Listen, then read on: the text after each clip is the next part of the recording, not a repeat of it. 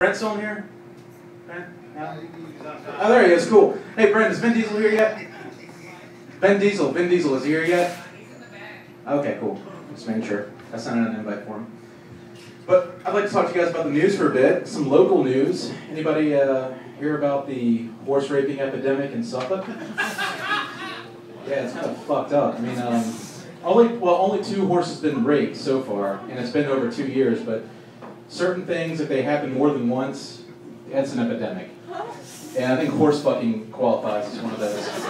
But, you know, it just boggles the mind that somebody in Suffolk is rolling around fucking horses.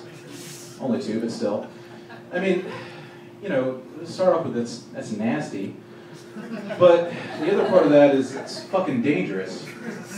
I mean, the horse is going to be fine. The horse could give less of a shit about your tiny human dick. The horse is used to horse dicks, so you're not impressing the horse. You're doing nothing for the horse. It's dangerous for you, buddy, because if the horse does like figure out what the hell you're doing behind it, it can just kick you to death with one swift kick, and you're done. And then you got to think about your best friend at your eulogy, trying to make you sound like somebody who doesn't fuck horses. Well, you know, Pat was a good man. He was a hard worker. And shit, I guess he died doing what he loved. But, you know, still there's a big elephant in the room that you fuck horses. And when I first heard about this, that somebody's raping horses, one of the answers, one of the geniuses on Facebook gave was like, if you rape horses, then you should get raped. Like that's, you know, I mean, that's, okay, I can kind of feel where you're coming from, but then, you know, if raping somebody is going to be the punishment for raping somebody, you're going to get this infinite rape cycle. And apparently, you know, after long enough, Canada and Mexico are going to have to build rape-proof fences to keep quarantine all the rape that's going on in America. It just, you can't even get your mind about this without using a famous physics experiment. It's either physics or it's psychological or it's psychiatry or something. Anyways, those are all the same. It's something, whatever. But, famous experiment, the guy named it after himself. I think it's called Ricky Schroeder's cat box.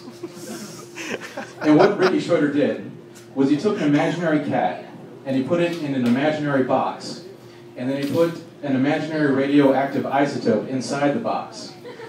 And then he sat around his imaginary box and said that, you know, we can't figure out what's going on with this imaginary cat now.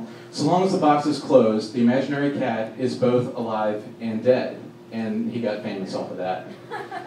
So to get your mind around the infinite rape cycle, you need to take the entire population of America, put them in the box, and then so long as the box is closed, everyone in America is either raping each other or not. So it's a constant state of rape or not rape. Thanks for humoring my Schrodinger's cat joke. Thanks, guys. We got some physicists in the back. Shout out. But, yeah, you know, whoever's raping horses should probably go to jail, I think. Speaking of jail, the last couple weekends I've been spending my time in jail, and let me just say, everything Rudabov said, that shit is true, man. He's spitting hot facts.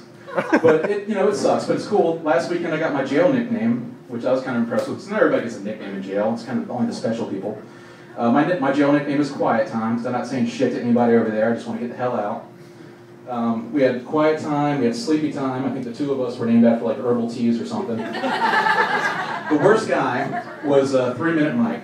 3-Minute Mike fucked up, jumped up when everybody was like talking and bullshitting, and started talking the dumbest shit in the world. He was like, hey guys, when I'm fucking a chick, man, that shit only lasts 30 minutes, because I'm in and I'm out and I'm done. Yeah.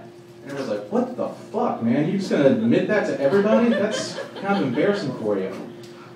So, you know, 3-Minute Mike. But he did something even worse, though.